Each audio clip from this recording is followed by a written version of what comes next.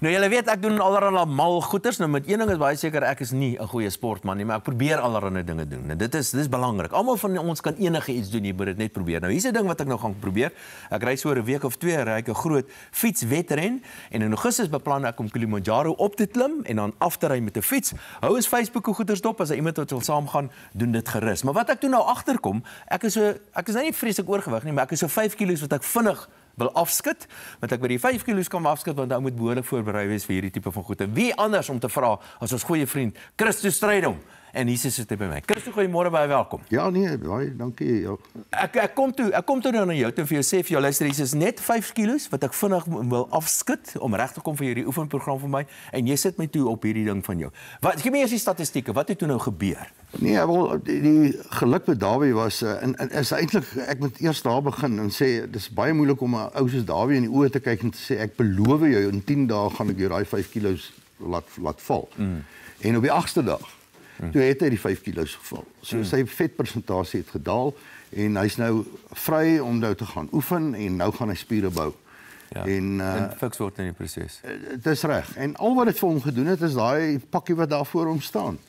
Dit is die hele hy het daai hoeveelheid gehad en dit het 5 kilogram van hom af weggeneem en dit is gelykstaande aan 7% van sy liggaamsmassa het hy in 8 dae letterlik verloor. Nou die hele ding behels, weet ek mos nou, want ek is nou deur hierdie ding. Jy drink 'n sekere aantal pille en dan gaan dit ook saam met 'n sekere dieet wat daarmee saamgaan. Ja. Hierdie pille wat hoofsaaklik hier binne is, waar kom dit vandaan? Wat is dit? Kyk, basies is dit 'n groente basis. Die een blikkie daar, die grootetjie, is 'n groente basis. Dit is rou groente wat gedehidreer is.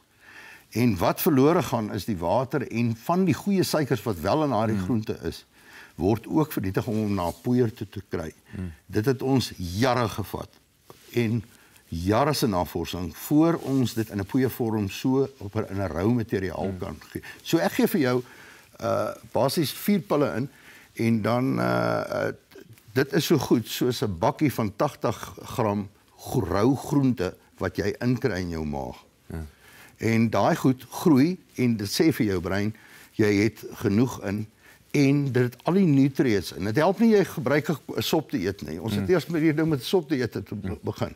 Maar die mense se hare het uitgeval en sulke drastiese goed het gebeur. Nals het losgekom. Maar wat nou belangrik is, jy moet ook 'n sekere dieet volg en jy het 'n spesifieke dieet, maar daar is ook 'n mate van selfbeheersing wat mense. Jy moet so 'n bietjie daarmee jou bydrae ook maak. Kyk, jy mag nie honger word nie. Dis nie nodig nie. Jy hoef nie honger te word nie.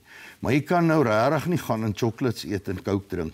Jy moet eet wat ons sê op daai program, maar soveel as wat jy wil. So daar's geen hongerte nie.